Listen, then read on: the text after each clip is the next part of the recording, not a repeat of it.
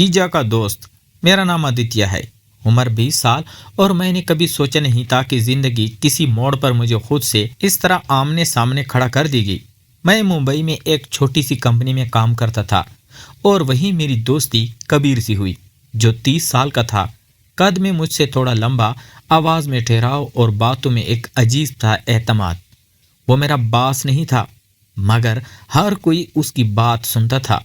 शुरू में हमारा रिश्ता बस ऑफिस की हद तक था, फाइलें, मीटिंग्स, कॉफ़ी ब्रेक, मगर आहिस्ता आहिस्ता हम एक दूसरे के करीब आने लगे। कबीर अक्सर कहता था कि आदित्य, तुम बाकी सबसे अलग हो क्योंकि तुम सुनते हो। मैं मुस्कुरा देता, मगर दिल में कुछ हिलने लगता। शाम को ऑफिस के बाद हम साथ वॉक पर जाने लगे। बातें काम से निकलकर जिंदगी तक पहुंच गई। उसकी तन्हाई, मेरा कन्फ्यूजन। वो कहता था कि कुछ रिश्ते नाम मांगते ही नहीं, बस साथ मांगते हैं। मैं उस वक्त उस बात का मतलब नहीं समझता था। एक दिन बारिश में हम दोनों एक कैफे में फंस गए। बाहर पानी बरस रहा था और अंदर सिर्फ हम दोनों थे। कबीर ने अचानक पूछा कि क्या तुम कभी खुद से डरे हो? मैंने हाँ कहा। उसने कहा, मैं भी। और वो लम्हा अजीब सा था, जैसे हम दोनों ने कुछ अनकही बात मान ली हो। उस दिन के बाद हमारी खामोशी भी बातें करने लगी। वो मैसेज करता तो दिल तेज हो जाता। मैं जवाब देने से पहले कई बार सोचता। मुझे मालूम था कि समाज में इस रिश्ते के लिए कोई आसान जगह नहीं, मगर दिल दलीलें नहीं सुनता। एक रात हम देर तक ऑफिस में रह गए। लाइटें बंद थी, बस शहर की रोशनी खिड़की से आ रही थी। कबीर ने कहा, आदित्य, अगर कभी मैं हद पार कर जाऊं तो रोक देना। मैंने कहा, तुमने अभी तक कोई हद पार नहीं की। उसने मुझे देखा और पहली बार उसकी आंखों में खौफ देखा, और खौफ जो मैं खुद में छुपा रहा था। उस रात मैं घर आया मगर नींद नहीं आई। मैंने खुद से सवाल किया कि क्या ये बस दोस्ती है या कुछ और, जिसका नाम लेने से हम दोनों डर रहे हैं।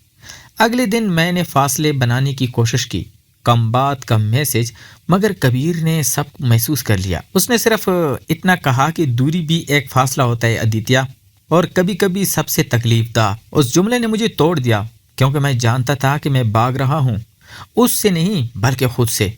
और शायद यही वो लम्हा था जहाँ उस कहानी ने असल शक्ल लेनी शुरू की, क्योंकि जो रिश्ते दबाए जाएं वो ख़त्म नहीं होते, वो अंदर ही अंदर और गहरे होते जाते हैं। मैंने सोचा था कि खामोशी सब कुछ ठीक कर देगी, मगर हकीकत ये थी कि जितना मैं कबीर से दूर जाने की कोशिश कर रहा था, उतना ही वो मेरे अंदर गहरा उतरता जा रहा था। ऑफिस में हम रस्मी बातें करते, मगर रस्मीपन दोनों को थका देता। लंच ब्रेक में वही मेज़, मगर बातों के बीच एक दीवार। मैं खुद को मसरूफ़ दिखाता रहा और वो सब समझता रहा।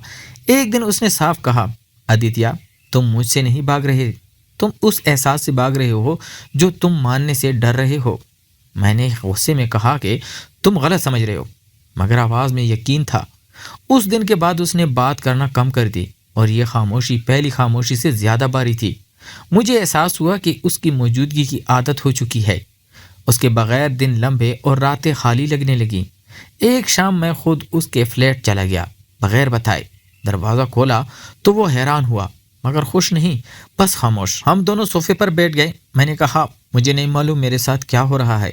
वो बोला, मुझे मालूम है, यही फ़र्क है हम दोनों में। उसने बताया कि उसने बरसों पहले खुद को कबूल करना सीख लिया था, मगर कभी किसी पर दिल नहीं लगाया, क्योंकि उसे मालूम था अंजाम आसान नहीं होगा।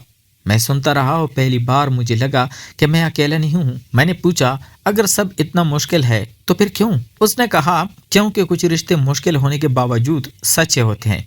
उस रात हमने कोई वादा नहीं किया, कोई हाथ पार नहीं की, बस सच बोला, और शायद वही सबसे बड़ी हिम्मत थी। अगले दिन ऑफिस में हालात बदल गए। हम फिर साथ हंसने लगे, मगर अब उस हंसी में एक जिम्मेदारी थी। हम दोनों जानते थे ये सिर्फ हम दोनों के बीच है, दुनिया के लिए नहीं। एक प्रोजेक्ट के सिलसिले में हमें साथ सफ़र करना पड़ा। ट्रेन की रात, खिड़की से गुजरते शहर, और दो लोग जो अपने अपने डर के साथ बैठे थे। कबीर ने कहा, आदित्य, अगर कभी तुम्हें लगे कि ये तुम्हारे लिए बोझ बन रहा है तो मुझे छोड़ देना।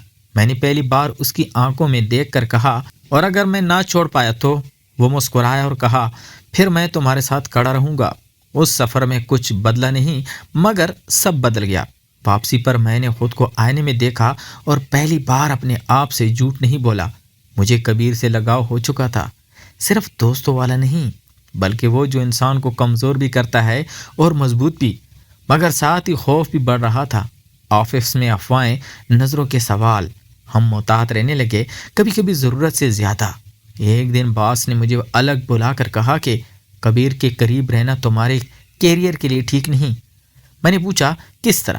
اس نے جواب نہیں دیا، بس مسکرا دیا۔ اس لمحے مجھے سمجھ آیا کہ یہ کہانی صرف دو دلوں کی نہیں بلکہ ایک معاشرے کی بھی ہے۔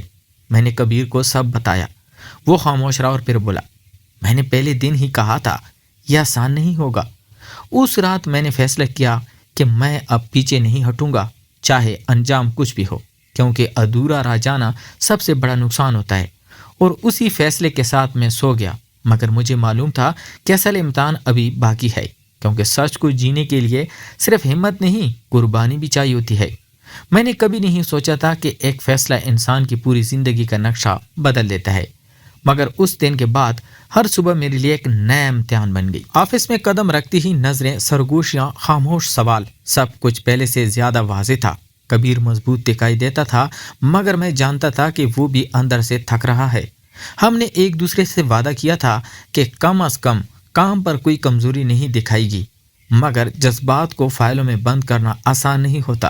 ایک دن کمپنی نے ری اسٹرکچرنگ کا اعلان کیا اور کبیر کا نام اس لسٹ میں تھا، جیسے باہر بھیجا جا رہا تھا۔ سب نے سمجھا یہ بزنس فیصلہ ہے، مگر ہم دونوں جانتے تھے کہ سچ کیا ہے۔ میں نے پہلی بار خود کو بے بس محسوس کیا۔ کبیر نے مجھے الگ سے لے جا کر کہا، آدتیہ، یہ مت سوچنا کہ یہ تمہاری وجہ سے ہے۔ میں نے کہا اگر میں خاموش رہتا تو شاید ایسا نہ ہوتا۔ اس نے میرا ہاتھ تھام کر کہا، خاموشی کبھی کسی کو نہیں بچاتی۔ اس دن اس کی آنکھوں میں آنسو نہیں تھے، مگر میں نے اس کے اندر ٹوٹنے کی آواز سن لی۔ اس کے جانے کے بعد آفس میرے لیے خالی ڈھانچہ بن گیا۔ ہم رابطے میں رہے، مگر فاصلے بڑھ گئے۔ وہ دوسرے شہر چلا گیا، نئی ٹوکری، نیا ماحول، اور میں وہی رہ گیا جہاں ہر چیز اس کی یاد دلاتی تھی۔ راتوں کو ہم لمبی کالز پر بات کرتے، کبھی ہنستے، کبھی خاموش ہو جاتے۔ ایک رات اس نے کہا، آدتیہ، میں نہیں چاہتا کہ تم میری وجہ سے اپنی زندگی روک دو۔ میں نے جواب دیا، زندگی رکتی نہیں، بس شکل بدلتی ہے۔ مگر سچ یہ تھا کہ میں ڈر رہا تھا۔ معاشرہ، خاندان، کیریئر، سب ایک ساتھ سامنے کھڑے تھے۔ کچھ مہینوں بعد مجھے باہر سے آفر ملی، وہی شہر جہاں کبیر تھا۔ میں نے سوچے بغیر ہاں کر دی۔ شاید یہ میری سب سے بڑی بہادری یا سب سے بے وقوفانہ حرکت تھی۔ جب میں اس شہر پہنچا تو ہم برسوں بعد ملے۔ کوئی فلمی منظر نہیں تھا، بس دو آدمی جو ایک دوسرے کو دیکھ کر سانس لے سکے۔ ہم نے ایک چھوٹا سا فلیٹ لیا۔ دنیا کے لیے ہم دوست تھے، روم میٹس تھے، مگر اپنے لیے ہم ایک سچ تھے۔ آسان کچھ نہیں تھا، کبھی ہم لڑتے، کبھی خاموش رہتے، کبھی سوچتے کیا ہم صحیح کر رہے ہیں۔ ایک دن میری ماں نے فون پر کہا کہ شادی کی بات چل رہی ہے۔ میں نے خاموشی سے سنا اور فون رکھ دیا۔ اس رات میں نے کبیر کو سب بتایا۔ وہ دیر تک کچھ نہیں بولا، پھر کہا، آدتیہ، اگر تم جانا چاہتے ہو تو میں تمہیں نہیں روکوں گا، مگر اگر روکنا چاہتے ہو تو میں تمہارے ساتھ ہر قیمت پر کھڑا ہوں گا۔ اس لمحے میں نے پہلی بار واضح طور پر دیکھا کہ محبت کیا ہوتی ہے، وہ جو باندھی نہیں، آزاد چھوڑتی ہے۔ میں نے ماں کو سچ نہیں بتایا، مگر میں نے وقت مانگا۔ آہستہ آہستہ میں نے اپنی زندگی کو اپنی شرائط پر جینا سیکھا۔ سب کو سب کچھ بتایا ضروری نہیں ہوتا، مگر خود سے جھوٹ بھی نہیں بولا جا سکتا۔ سال گزرے، ہم مضبوط ہوئے، زخم بھرے مگر نشان رہے۔ کبھی کبھی ڈر اب بھی آتا ہے، مگر اب ہم اس سے بھاگتے نہیں۔ ہم جانتے ہیں کہ ہمارا رشتہ دنیا کے سانچوں میں فٹ نہیں بیٹھتا، مگر ہماری حقیقت میں پورا اترتا ہے۔ میں آج 30 کے قریب ہوں اور کبیر 35 کا۔ ہم کوئی مثال نہیں بنے، کوئی انقلاب نہیں لائے، بس اتنا کیا کہ خود کو قبول کیا۔ اس کہانی کا انجام خوشی یا غم کے خانے میں فٹ نہیں بیٹھتا، کیونکہ زندگی ان خانوں سے بڑی ہوتی ہے۔